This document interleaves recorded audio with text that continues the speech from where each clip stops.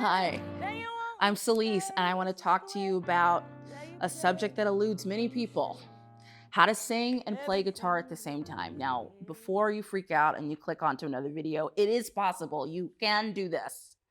The way that you're going to learn how to do this is to think about it rhythmically. This is a piece I think a lot of people miss. If you sort of think about this idea of all of a sudden I have to train myself to do one thing and then another thing I'll never be able to do about it, excuse me. But if you think about it rhythmically, it kind of helps break things down. So let me show you what I mean.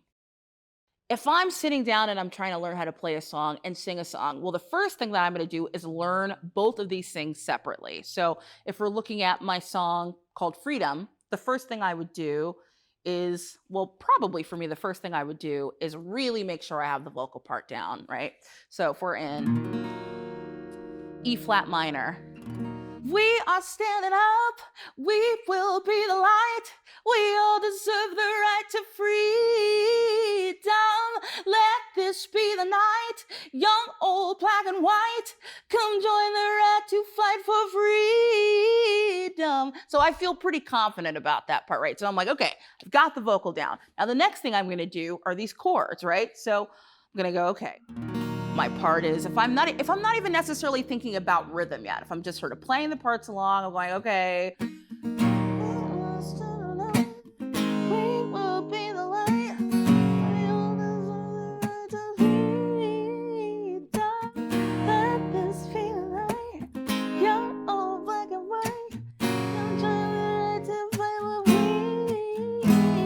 Right? So now I've got both parts. I feel really confident now, and that's really important. Don't try to put these two things together until you feel like super confident in what you're doing.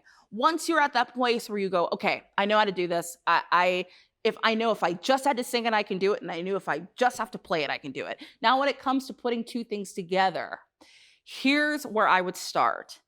I would start with just playing the downbeat, and the downbeat means the very first note or first beat that happens in each measure, right? So the first thing I would do, I'm going to play the first thing. So if I've got this metronome on, which is also important, you've got a metronome on, so you've got something that's telling you what the tempo is, right? The first thing I'm going to do with that metronome is go, we are standing up, 1, 2, 3, again. We are standing up, 1, 2, 3, again. We are I'm going to keep doing it until I exactly nail the entrance to my voice and the guitar on that metronome. Once you feel confident with that, then the next thing I'm going to do, I'm going to add thing 1 and thing 2, right? 2, thing, and we are standing up. We will be the light. 1, 2, ready, and we are standing up. We will be the light. This seems tedious, but I'm going to tell you what you're doing. You're training your brain, you're training your body on how to do these in these sort of small, in a small compartmentalized way, and it makes it easier to be able to put all these things together. One thing I want to point out as well, I'm playing it a little faster, but I'm going to slow down because that's also super important. If I try to start off playing it at the tempo where I'm going to end up performing it, it's too hard. But if I really slow down and I go, we are standing up, we will be the light, we all deserve the right to free. You know, all of a sudden it makes it manageable.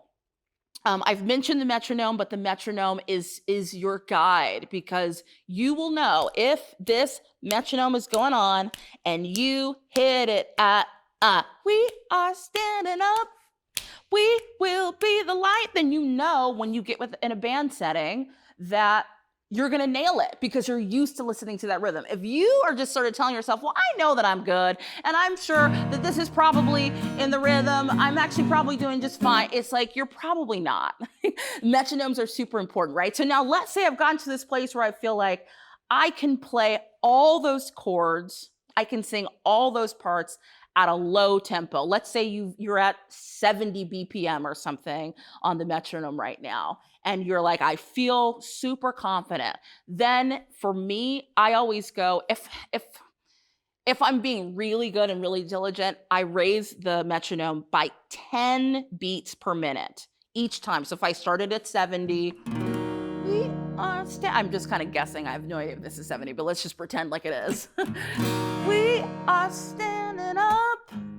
We will be the light. Now I'm going click, click, click, click, click, up to 10 more. 2, ready, and we are standing up. Yeah. It seems tedious, but the slower that you take it and the more confident you are in these two things, the more that once you get up, when you get to what the regular song tempo is, and even faster, you'll be able to do it. If you can do it slow, you can do it fast. I know it can sometimes feel counterintuitive, but I swear to you, that's it. And where the rhythmic thing really comes in, we're already sort of talking about it without talking about it, but the metronome is your guide, because the two different things that are going on right now are two different sort of rhythmic patterns.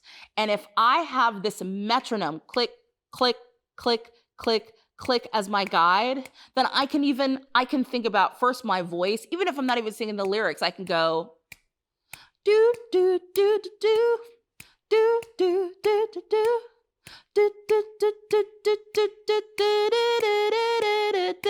That's how you stay in time, and that's how you make it musical. And one thing to also remember too, I know I'm throwing a lot at you, but this is a big topic. One really important thing with the metronome, when you're thinking about the metronome, a really famous saying that I love, Carol Kay said many years ago,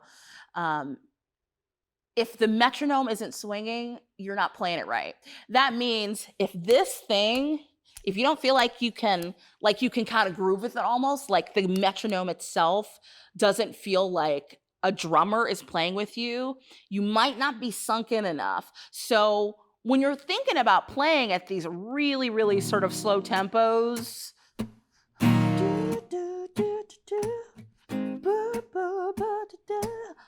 it's like when you're hearing this metronome, does it actually feel like you're making music? We are standing up. We will be the light. We all deserve the right to freedom. That's really, really big. Like really, really, really giving each note its value and making it feel as musical as you can in a slow, slow tempo.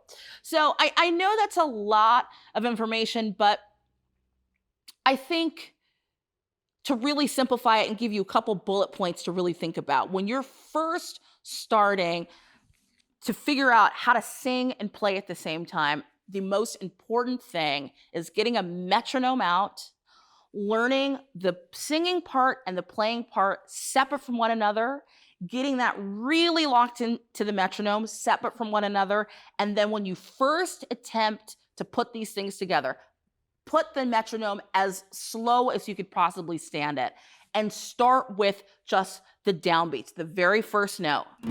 We are standing up, and keep doing that over and over and over again. And then once you've gotten that very first line, then add the first and the second line and build it up slowly like that. And once you've got that whole section, then you can start to bring the metronome up and up and up. And then once you've got, let's say, the whole chorus together in the right tempo, then you go to the next section. It really is that slow a process, but I got to tell you, I did things like that for so long. Now I can sit down and play and sing at the same time, and I don't think about it. It's second nature to me, but it really, really started with me committing to making the metronome my best friend. I hope that's helpful.